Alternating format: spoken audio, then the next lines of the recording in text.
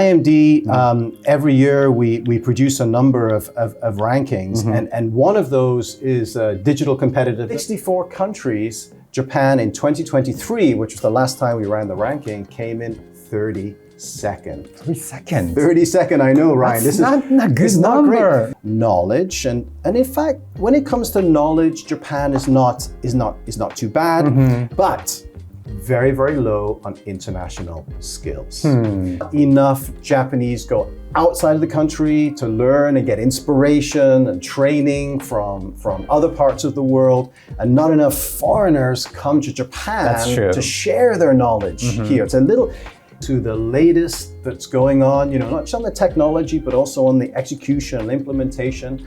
It's very easy to fall behind. So, Professor Michael Wade, welcome to PIVOT. Thank you. I'm very happy to be here. So, is it your first time in Japan? No. No, I've been in Japan many times.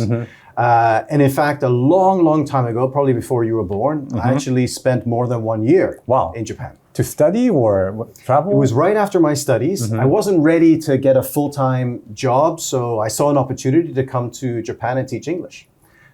So I did. I stayed in Tokyo. I lived on the Tozai line, and I worked in Shibuya. Shibuya. What's your impression of modern Japan? I love Japan. You love Japan. I live in Switzerland. So in many ways, it's got the safety that Switzerland has. It's got the cleanliness that Switzerland has, but it's also fantastically modern and dynamic.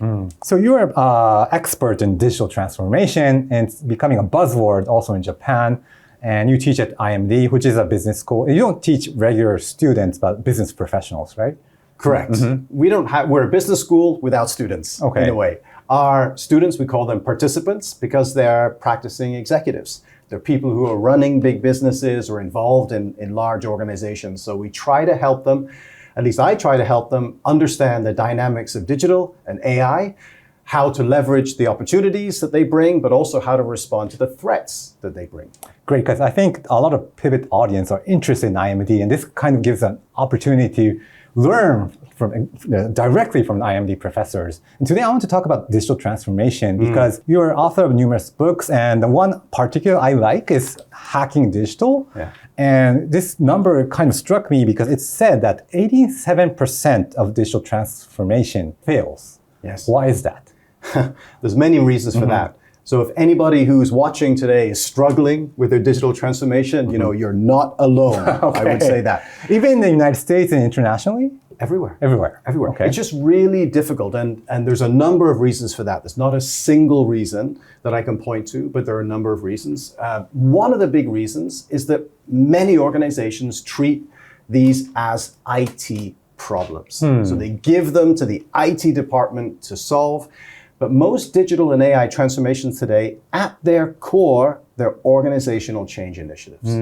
So it requires a lot more than just getting the technology right in order to do a DX right. So you're saying that it's not just being digital? No. I mean, being digital is necessary, but it's not sufficient. In many cases, the technology can work perfectly and the digital transformation can fail, because it's so tied to processes in organizations, culture of the organization, engagement with key stakeholders like customers and partners and employees. Unless those elements are addressed, you're going to struggle. What's the definition of digital transformation? So we define digital transformation as organizational change through the use of digital tools, technologies, and business models to improve performance. And I would say the most important part of that definition is the very last part, improving performance. Okay. Because if it's not improving your performance in some meaningful way, why are you doing it?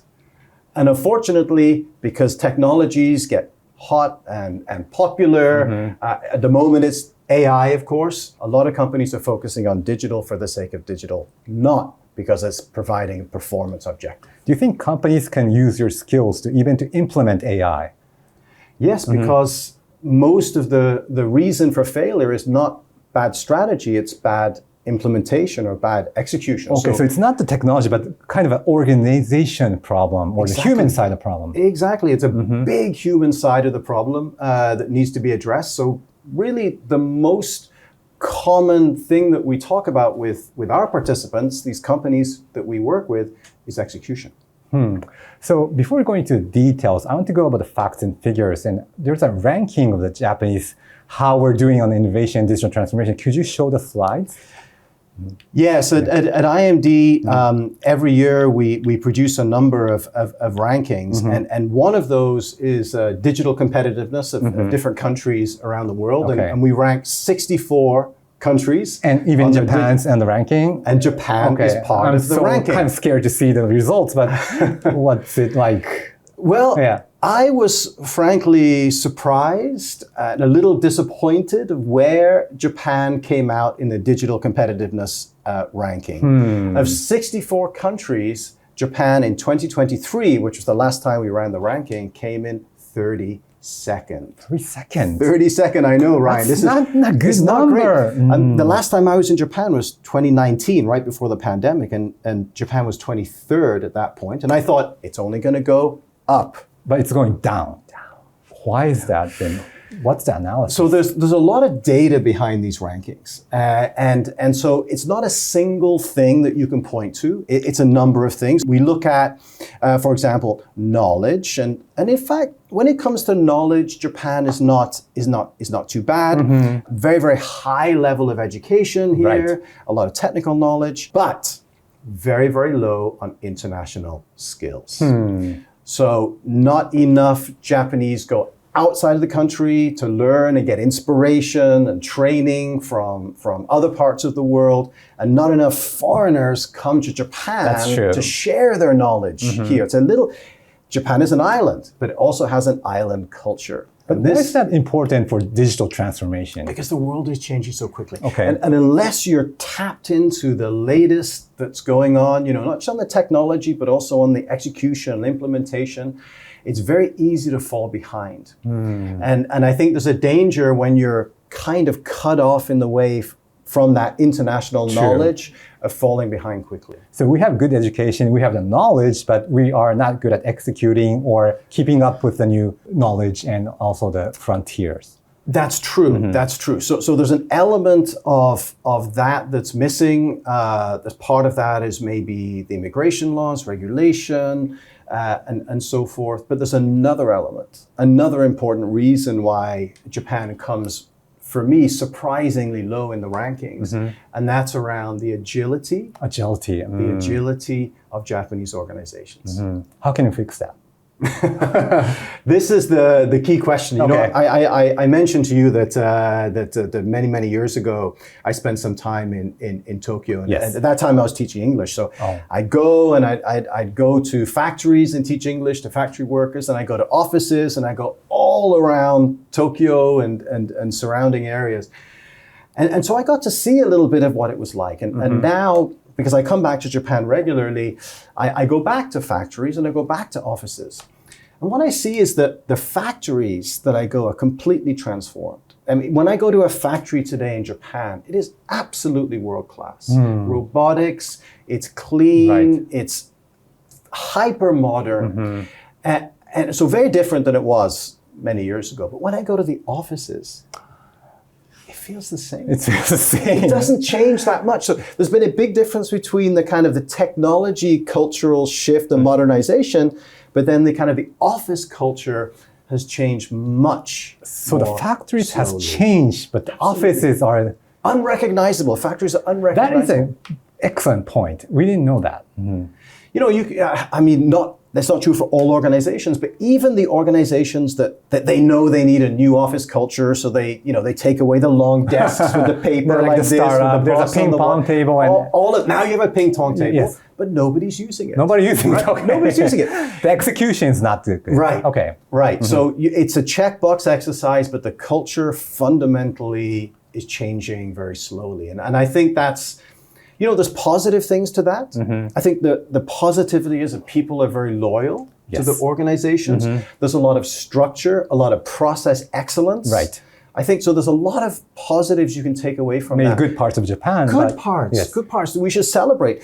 But in a fast-changing, unpredictable environment, it can become a little bit of a liability. So AI, digital transformation, it's not only about technology, but the office side or the execution or the human factor. So let's talk about solutions. How can we change that? Yeah, so I'm going to show you now another slide, because this is actually, I think, the key question. Okay. So we have a challenge, and this is not only a Japanese challenge, it's a global challenge. And so among other things, I run a research center at IMD. So we have a team of people looking into this and trying to understand how you can reduce the failure rate. You know, you can be one of the small percentage that of the 13%. The 13%. Yes. Why are those 13% succeeding while most are failing? And our conclusion was that there's a number of elements, a number of factors that these organizations consider simultaneously. They orchestrate. That's why our model is an orchestra. It's a model of an orchestra. Right. Because if you go, you know, and you listen to an orchestra, you don't just want to hear one instrument playing. No. You want to hear them all playing. The harmony or everything. But they better be playing in harmony, Yes. right? They better be playing together, so they need to be orchestrated. So there's all these elements, and you can see them here in the visual, that need to be considered and managed together. But the challenge of doing that is that you need to work cross-functionally. You need to break the silos, you know, so that the different parts of the organization are working together. It's not just the IT department when it comes to digital or AI. So everyone should be involved.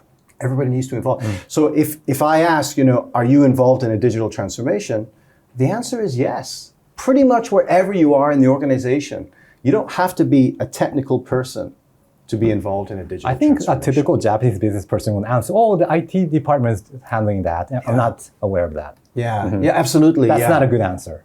It's not a good answer. Okay. It's not a good answer because it's really about organizational change. If we go back to the definition, right? Organizational change through the use of digital tools and technology to improve performance. So improving performance is the most important part, but close second is the organizational change. Okay, and this chart kind of illustrates how the organization should work together. It does, and maybe I could just briefly go through it. So Yes, because we have 4 different sections. The first section is the go-to-market section. Okay.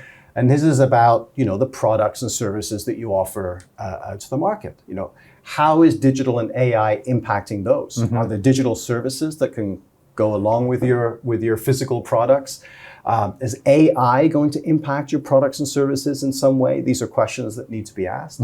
Then how do you get those technologies to your customers? Right. You know, are there new channels? Is there, you know, an online channel? Are there platforms, direct to consumer channels? These are all shifting and changing as well. And then there's a second section, which is the engagement section.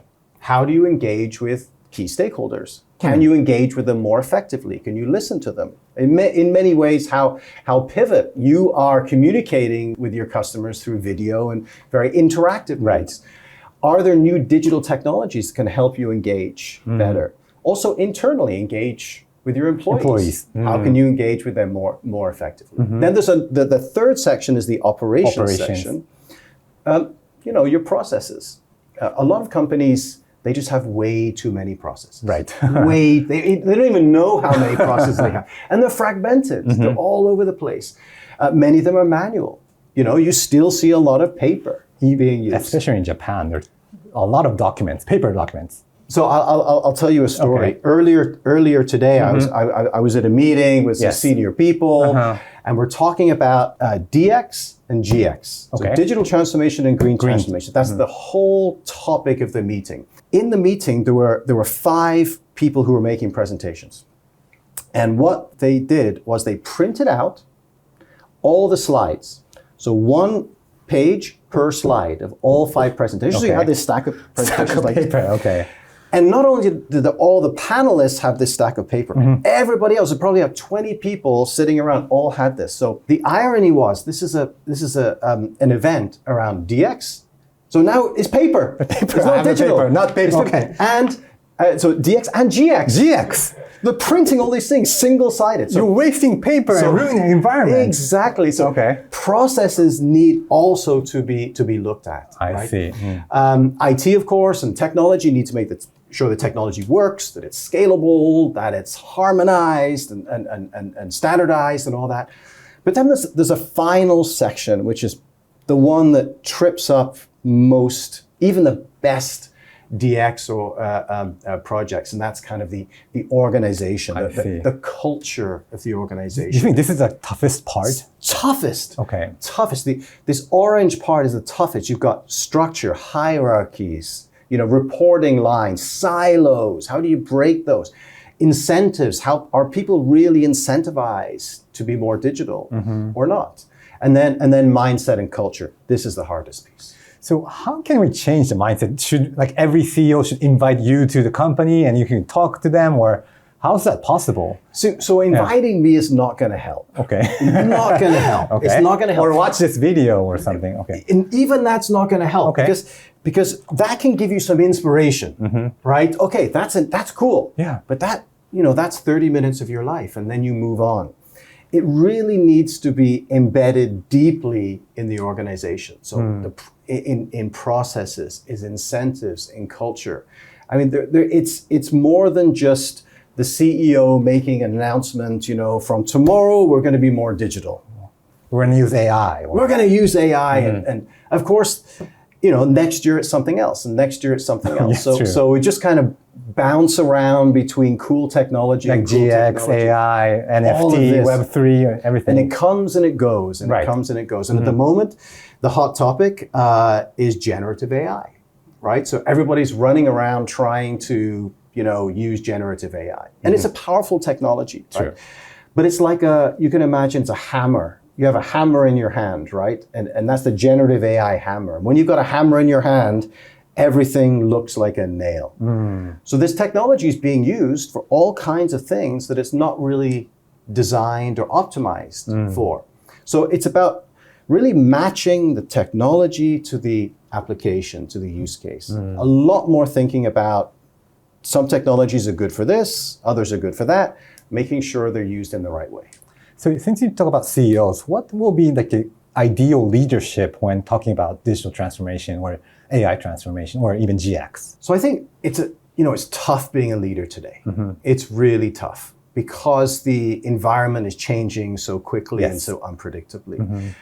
So I think leaders need to be a lot more aware of what's going on, a lot more open to change. They can't be afraid to change their minds. This is difficult for a leader. A lot of leaders, they make a decision, it's done, they stick with it, they execute. But in a fast-changing, unpredictable environment, sometimes the best decision last week is not the best decision this week. So they have to be a lot more kind of agile. I think they also have to be much better at empowering people closer to the front lines of the business to adapt and change, because those are the people who see the changes first. Right. So I think the model of leadership is changing, so that the modern leaders are not the same as the leaders from the past. Great. Can you show us the chart? You showed the step-by-step procedures of digital transformation, because I think that will help our audience. Right? There's an initiation. I'll put it later. Okay. Yeah, yes, there's an initiation stage, and then kind of an execution stage, and then an anchoring stage. Yeah, there are distinct stages in these digital transformation journeys. One thing I should say, I think it's important to point out that any stage model, including this one, is flawed because it has this underlying assumption that a digital transformation is something that has a beginning, a middle, and an end. Where the reality is not like this. No, it's so messed up. It just continues, right? You don't finish your digital transformation as we're done. Okay, right? We're done. We're perfect. It just continues over the time. But there are distinct kind of phases along that journey. So initiation. Initiation is when you have to start thinking about what do we want to achieve. And often this is skipped. Because organizations, they just want to jump into execution. Yeah. They just want to do stuff. We want the results. Let's just go. Let's not waste time talking about, what we want to achieve. Let's just go. And that's dangerous. So we recommend that organizations spend quite a bit of time, a fair amount of time, really trying to understand what they want to achieve. What is the objective?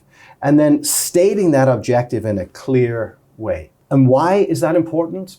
Because if you don't have this, it's very easy to just do hundreds of different projects, very fragmented with a lot of overlap. Right. So once you have a clear objective, it not only tells you what you should be doing, it also tells you what you shouldn't be doing.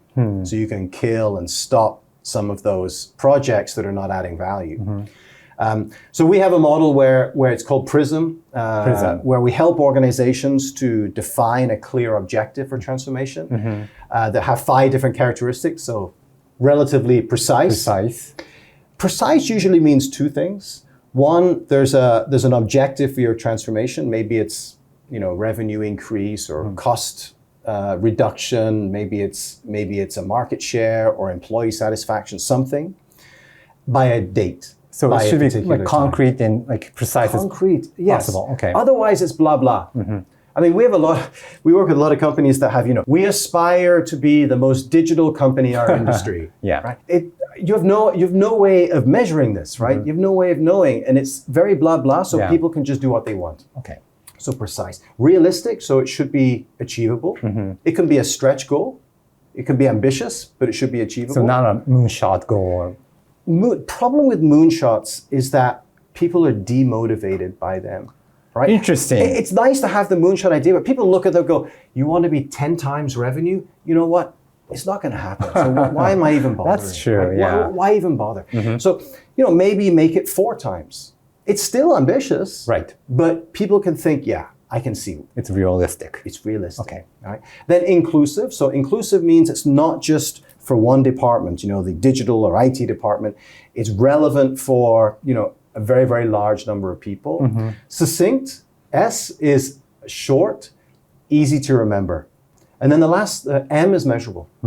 Unless you know where you are along the journey, it's very difficult to achieve your objectives. So measure. So the point is it's very simple and precise, so everyone in the organization can understand. Yes. And it spreads around the company. Yes. Okay. Yes, exactly. That's the idea. So that's initiation. And the second step is execution. Execution, So execution, I take you back to the orchestra model. So it's about orchestrating all those different pieces, knowing when to bring in, cultural change, when to look at channels, when to look at processes. So you're building this music over time. You're not playing all the instruments together all the time. You're sequencing how you're playing them to make the music of transformation. Okay. So that's really, and always considering, the full picture, the technology within the context of the greater organization. Do you think this part is not like a one-size-fits-all thing, or do you think it's kind of an art, maybe? It is. Different. No, exactly right. Exactly right. We wrote this book, Hacking Digital. I would love to be able to say, here's the recipe. You take this, and then you do this, and then you do this. Box. Check, done. The reality is it's not like that. Because organizations are at different stages of maturity. They have different organizational dynamics internally. The competitive situation is different. So there is no one size fits all. Okay, and the third final step, anchoring. Anchoring, right. So anchoring is very important because a lot of companies have a lot of, when it comes to digital and AI, pilots, proofs of concept. Great, but they don't bring value unless they scale. Right? I mean, a lot of companies, when it comes to AI, have more pilots than Japan Airlines, right? All over the place, but you need to scale. So that scaling is difficult because it requires a lot of sort of execution and coordination across the organization. It often also requires data standardization, harmonization, processes need to be aligned. The scaling challenge often comes at the expense of innovation. You can be innovative, but often innovations don't scale. Right. So you have to kind of make it more realistic what you can achieve. It has to fit with the organizational landscape. It has to fit with the cybersecurity and all that in order to scale. I'm just curious, do you think digital transformation will become more important, or do you think AI will take care of everything and we don't have to care about anything? Well, this is, this is a dangerous hypothesis, right? Okay. That AI is just going to solve all our problems. AI is very powerful. It's extremely impressive, particularly generative AI. It's changing the game, but it is nothing more than a tool. It is nothing more than a tool. And so we have to consider it like this. It can help us, it can hurt us. But unless we manage it correctly, it's probably not going to bring a lot of value. Great. So Mike, I have tons of questions to ask you, but Sure. we're running out of time. Sure. And this is what I want to do. I will invite you to our PIVOT and IMD session in November 2nd. Sure. And we can talk about the other questions later. So we will invite our PIVOT users and audience, and you can come to Japan again and give us a talk. It would be my pleasure, and I'd very much like to talk about AI because it is the hottest technology, but it's not good for everything. So I'd like to talk about what it can be used for, what it's really good for, but also what it's not so good for and what it shouldn't be used for. Do you think it will be good for Japan and Japan's fitting to this technology? I think so. Okay. I think so. You know, around the world, there's a lot of concern and worry about AI that it's going to take jobs. And there is that element of it. It will take some jobs. It will substitute for human labor. It'll also augment, so it'll also help to do new things. But I think the issue of replacing jobs is less of a concern in Japan. Why is that? Well, because it's hard to fill the jobs that you have today. So if AI can take some of that work away, this is a good thing. This is a positive thing. Also, I mean, Japan has a very, very good technology foundation. Right. Very good education. So I think there's a lot of opportunity for Japan to excel in the area of AI. Exciting. So, Professor Michael Wei, thank you for joining, and I'll see you in November. My pleasure. I look forward to it. PIVOT アプリでは料理をしながら学べるバックグラウンド再生が可能です。通勤中や仕事の途中、家事の途中、いつでもどこでも学べます。さらに様々な特典と交換できる PIVOT マイルもありますので、ぜひ使ってみてください。ながらで学ぼう PIVOT。詳細は概要欄のリンクをチェック。